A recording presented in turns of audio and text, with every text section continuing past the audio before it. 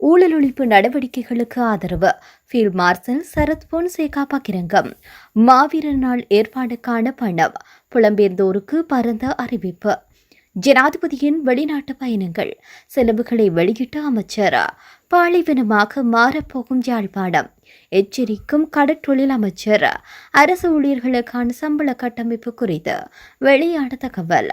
விடுதி ஊழியர்களுக்கு விசித்திர தண்டனை பார்த்து ரசித்த பாதாள குழு தலைவர்கள். டிரம்பின் அறிவிப்பால் மகிழ்ச்சியில் அமெரிக்க மக்கள்.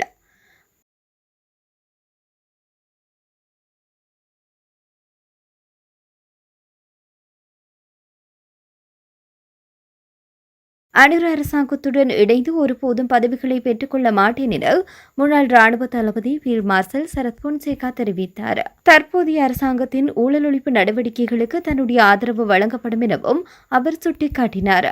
இந்த நாட்டை நாசமாக்கியதற்கு பொறுப்பு கூற வேண்டியவர்களே எதிர்வரும் 21ஆம் தேதி நுகைக்கொடையில் ஒன்று கூடுகின்றனர். இந்த தரப்பை நம்புவதற்கு நாட்டு மக்கள் தயாராக இல்லை. இந்த நாட்டை குறித்த தரப்பினரே மாறி மாறி ஆட்சி செய்தனர்.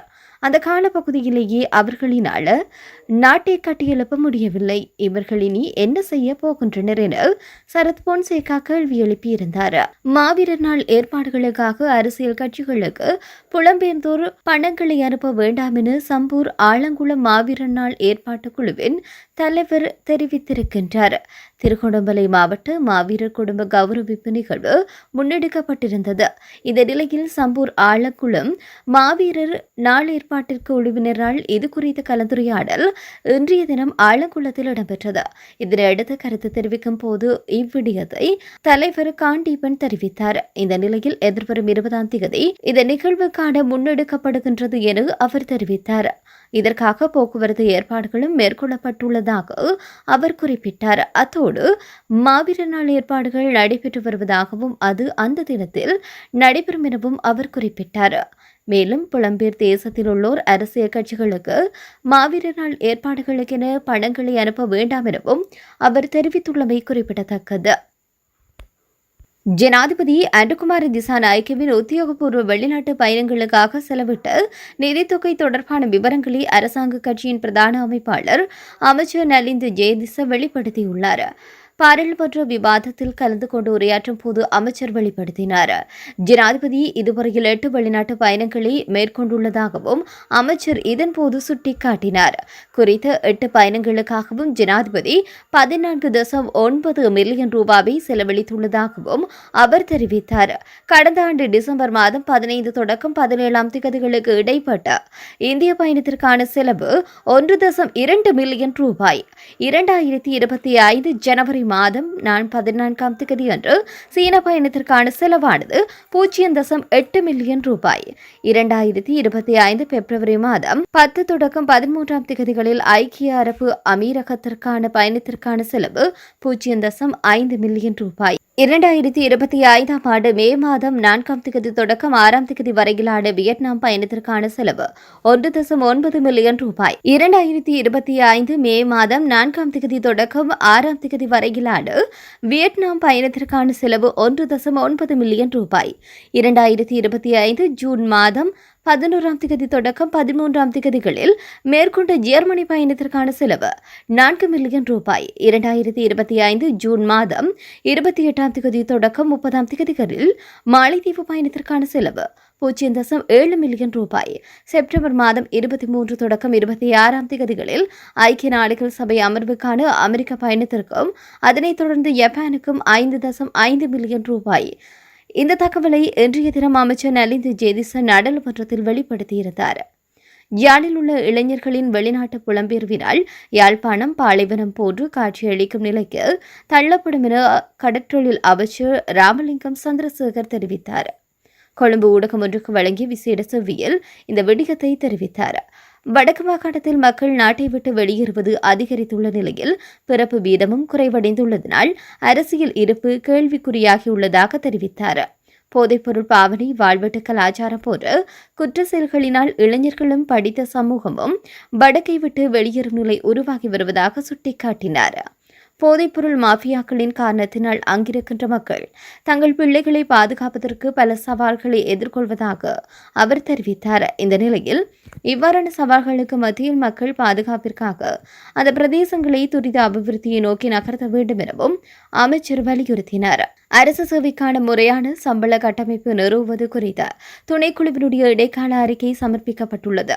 அத்தோடு குறித்த அறிக்கை தொழில் முறையை மேம்படுத்துவதற்கான திட்டத்தை நிறுவுதல் தொடர்பான முன்மொழிவுகள் மற்றும் யோசனைகளை உள்ளடக்கியுள்ளது.